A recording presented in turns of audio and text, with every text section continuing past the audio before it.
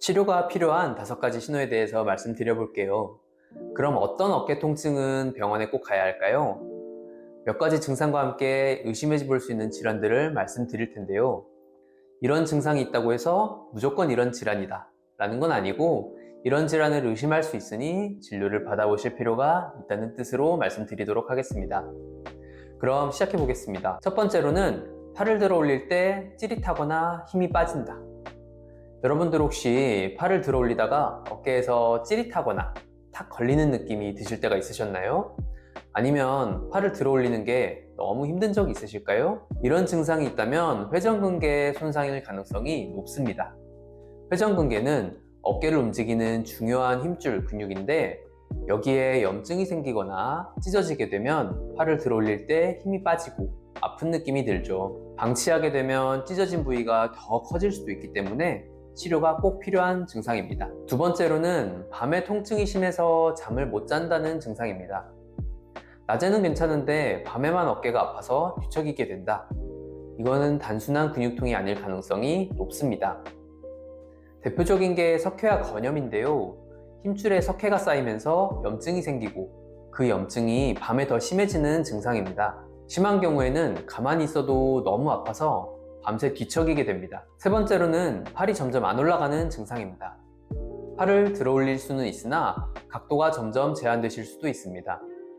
처음에는 괜찮았는데 점점 위로 안 올라가고 뒤로 돌리는 것도 힘들어지는 느낌이 드실 수도 있습니다. 이런 경우에는 회전근개 문제나 혹은 오십견일 가능성이 높습니다. 오십견은 어깨 관절을 감싸는 막이 점점 굳으면서 팔을 움직이기 어려워지는 질환인데요. 가만히 있으면 괜찮다가도 움직이게 되면 통증이 더욱 심해지게 됩니다. 이걸 방치하게 되면 팔이 완전히 굳어서 생활이 불편해지실 수도 있죠. 네 번째로는 어깨뿐만이 아니라 팔이나 손까지 저리는 증상입니다. 어깨가 아프면서 팔과 손까지 저린다면 문제가 어깨에만 있는 것이 아니라 목에 있을 수도 있습니다. 특히 한쪽 팔만 저리고 손끝 감각이 둔해지거나 힘이 빠진다면 목 디스크일 가능성이 높습니다. 목 디스크는 신경을 눌러서 어깨뿐만 아니라 팔, 손까지 저리는 증상이 나타날 수 있습니다. 다섯 번째로는 2주 이상 지속되는 통증입니다. 운동 후에 생긴 근육통이라면 며칠 쉬면 좋아지는 게 정상입니다. 그런데 2주 이상 계속 아프거나 시간이 갈수록 점점 더 심해진다면 그건 단순한 근육 피로가 아닐 가능성이 높습니다. 특히 아무 이유 없이 점점 심해지는 통증이라면 진료를 먼저 받아보시는 것이 좋겠습니다. 오늘은 어깨 통증 중에서도 병원에 꼭 가야 하는 신호에 대해서 이야기해 봤습니다. 다시 한번 정리해 볼게요. 팔을 올릴 때 찌릿하고 힘이 빠진다. 밤에 통증이 심해서 잠을 못 잔다. 팔이 점점 안 올라간다.